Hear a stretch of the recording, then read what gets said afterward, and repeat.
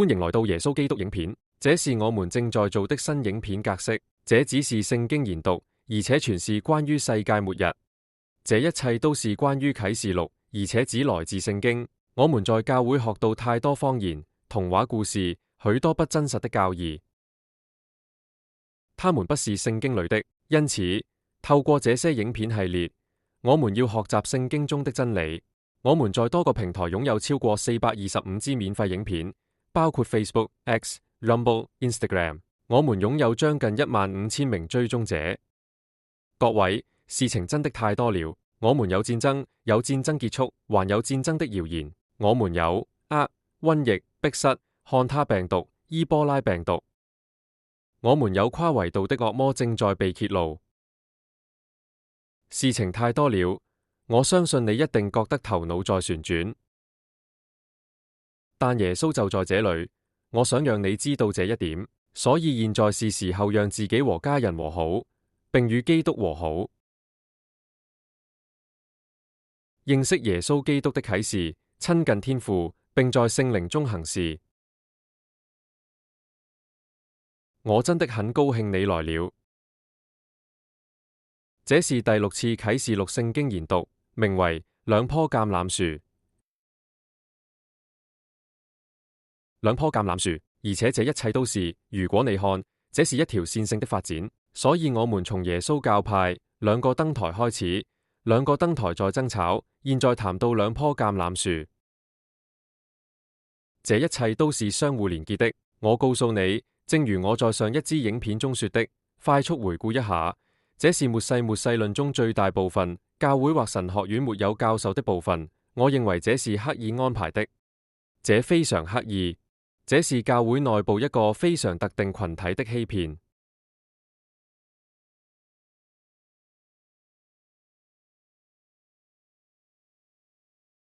所以如果你還記得上一支影片，我用一個懸念的方式結束了你。這就是問題，對吧？這就是問題。猶太人是誰？他們說自己不是猶太人，但其實不是。他們說自己是猶太人，卻又不是。卻是你知道是誰的猶太教堂？這是聖經裏提到的，這是就像我們談過的那樣，所以這就是我們今天要回答的問題。簡短總結，我們知道路燈座是教堂，他們不是人，我是說他們是一群人，他們是基督徒團體。在啟示錄第120章，只要看到燈架這個詞，我們就知道那是教堂。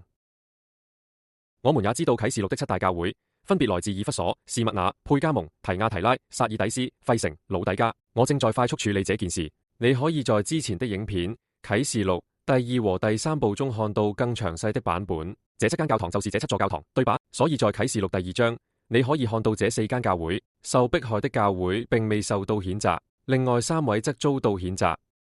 啟示錄第3，剩下的3間教會，有2間教會被耶穌責備，而忠實的教會卻沒有被責備。因此，受迫害的教會和忠實的教會都不會被責備。這就是這裡的總結。所以如果你看藍色，那是受迫害的教會，沒有被責備；忠實的教會沒有被責備。這2個燈台沒有被責備。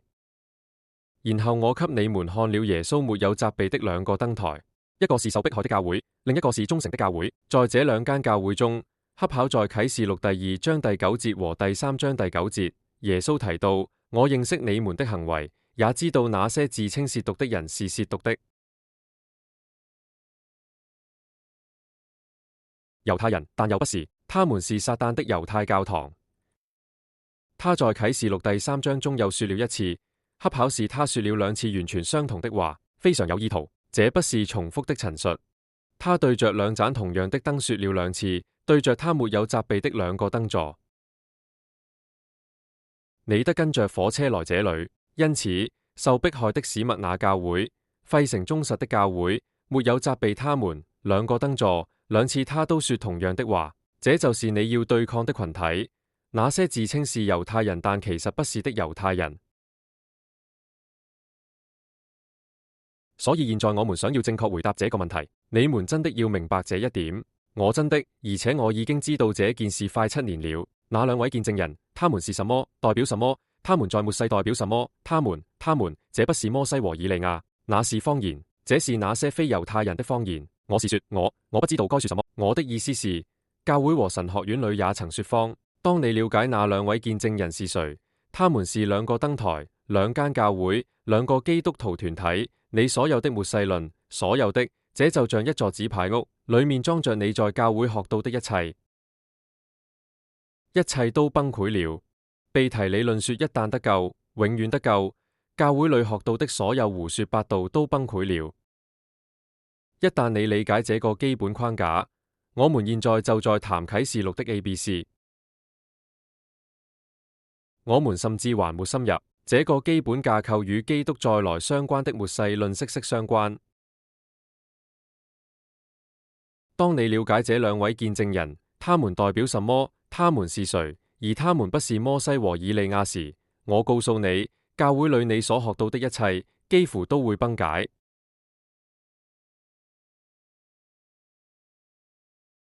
所以我不會在這裏讀整節經文，我們已經討論過了。但在第3到第4節開始，我要賜權柄給我的兩個見證人，而見證人這個詞可譯為希臘文的殉道者。Martyrs 的意思是烈士，他們要預言要穿着麻布過1260日。現在看看上面寫什麼，這是兩棵橄欖樹，這兩棵是橄欖樹，這兩棵橄欖樹和兩個燈台分別站在地上的神面前。我們知道那兩個燈座，我們知道他們是兩座教堂，我相信他們是兩個沒有被責備的教會，與非猶太人的猶太人作戰。那麼這兩棵橄欖樹到底是誰？因為你必須認識這兩棵橄欖樹，才能回答我們在這支影片中提出的問題。所以我們將回顧4段關於橄欖樹的經文。4經經文。且你在熒幕前看到撒迦利亞書4:11-14。在我們閱讀之前，我先說幾句話。大多數教會牧師都會做的事，我們接下來要談的是如何重新閱讀啟示錄，不只是章節，而是如何閱讀。你看啟示錄這個啟示錄這個詞，意思是額外的資訊，對吧？它能給你額外的洞見。不幸的是，大多數牧師和神學院基督徒則完全相反。我這話是什麼意思？他們會拿撒迦利亞書裏的經文，把它當作基本教義，並且緊緊抓住這些資訊，即使啟示錄裏有額外的資訊。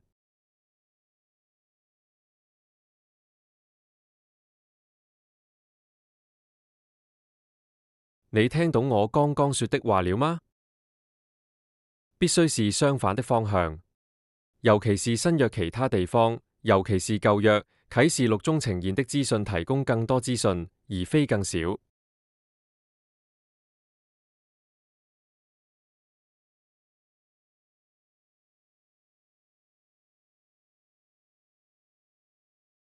這段經文就在這裏。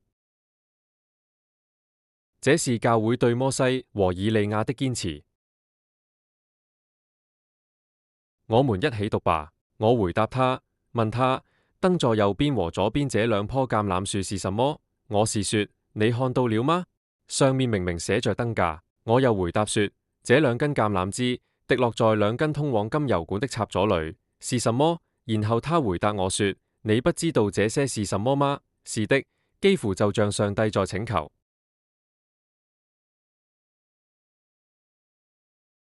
其實是天使，但你不知道這些是什麼嗎？他告訴你，嘿，你必須在啟示錄中找到答案。總之，我說不，我的主。他說，這兩位受膏者站在全地的耶和華旁邊。當你看到撒迦利亞書4:14時，他看起來就像啟示錄11:4，但你有注意到嗎？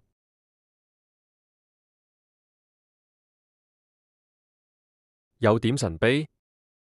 為什麼會這樣？這是刻意為之。如果你讀過舊約，裏面有很多隱晦的東西，但當你讀啟示錄時，上帝真的是說，這裏就是，你看得出來，一切都攤在陽光下。我跟你說，對吧？這就是啟示錄的寫法。但我們該怎麼辦？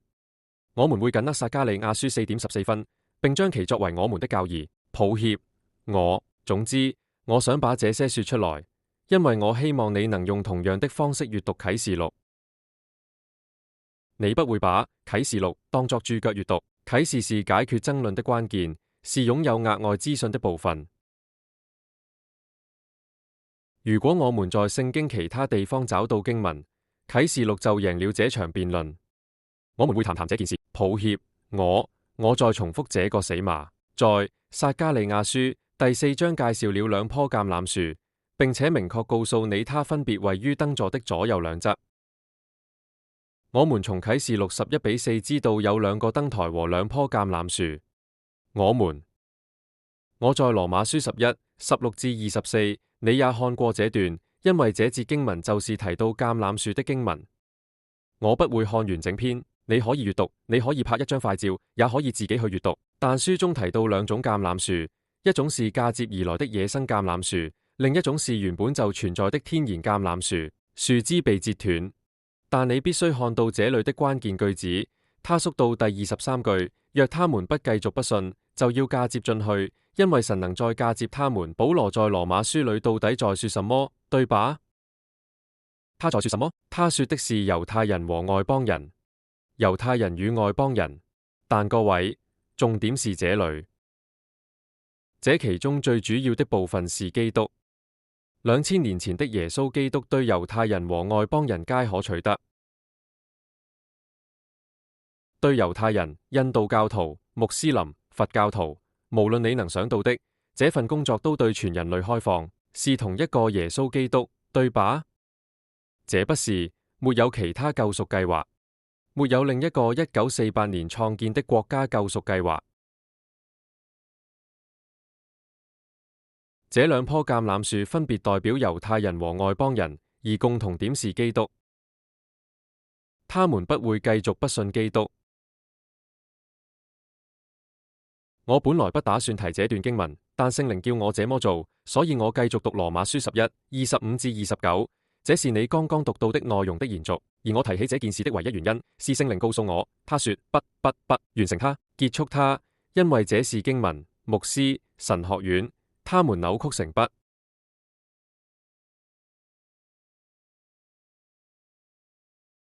我是說，他們就是扭曲事實。我討厭這樣。無論如何，在羅馬書11:25-29中，以色列的盲目部分發生在外邦人，直到外邦人完全進入，所以整個以色列都會得救。他們不是，這是保羅不是在談論一個國家。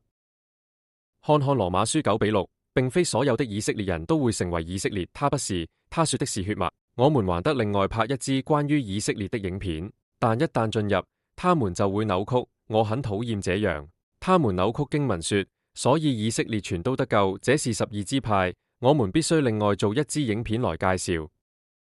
我們會把這當作下一支影片，所以因為這很重要，你必須了解這點。這不是1948年建立、搶奪巴勒斯坦土地的國家。這不是，那不是以色列。這條血脈自公元70年起便遍佈全球。關於福音，他們是為了你的緣故而成為敵人，沒錯。但關於選舉，他們是被愛戴的，因為神的恩賜和呼召是重生不可撤銷的。各位，這點非常重要。當耶穌說自稱是猶太人卻不是時，也就是說有非猶太人。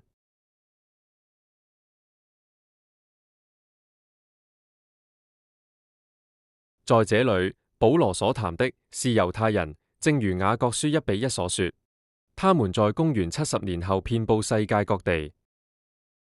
這個假冒的群體是根據1948年貝爾福宣言創造出來的，並不是猶太人。他們不是，但總會有猶太人來到基督的真理面前，找到基督。這正是保羅在這裡說的，並不是說這東西在19年。我接下來要分享下一段經文，帖撒羅尼迦前書2:14-16，你已經看過了。這是在談猶太人，我相信他們不是猶太人。這真的凸顯了我們正在談論的我們正在談論的那件事。如果你看第15節，殺了主耶穌和自己的先知，迫害我們。他們不討神歡心，與所有人相違背，禁止我們與外邦人說話，好讓他們得救，也藉此填補他們的罪。但憤怒已降臨至極，所以你必須明白，這其實非常簡單，非常簡單。會有猶太人找到基督，當他們找到基督時，他們不會受到神的憤怒。但也會有不是猶太人的猶太人，他們迫害基督徒，殺害基督徒。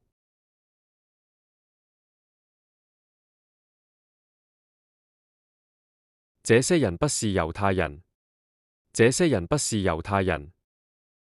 事情就是這麼簡單。繼續說，這裏有另一段經文，這真的非常有力量。這是在約翰一書2章18節。我們會做一支關於敵基督的獨立影片。敵基督，這代表什麼？聖經中提到過5次。這裏還有他，我相信他指的是非猶太人的猶太人。小孩子們，正如你們所聽見的，敵基督即將來臨，現在仍有許多敵基督來臨。我們知道這是最後時刻。看第19節的說法，我特別為你標示。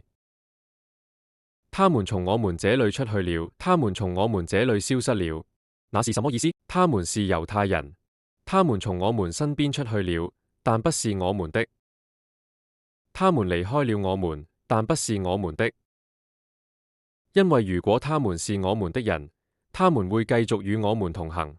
但他們出去了，好讓他們顯現，沒有一個是我們的。約翰說得一清二楚。敵基督的所有元素，甚至許多敵基督者都從中出現，意味着他們是非猶太人的猶太人。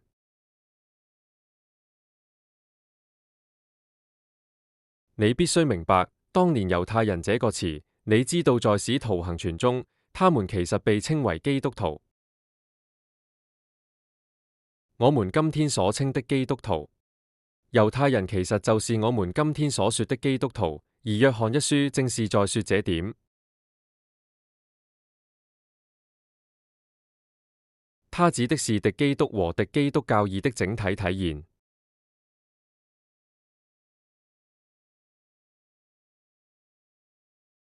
是從他們身上出來的，是從猶太人那裏出來的。因此，當耶穌在啟示錄2:9和3:9中談到非猶太人，他們是撒旦的會堂時，是的，任何不接受2000年前基督的猶太人，與撒旦同在，與撒旦會堂同在，與魔鬼同在。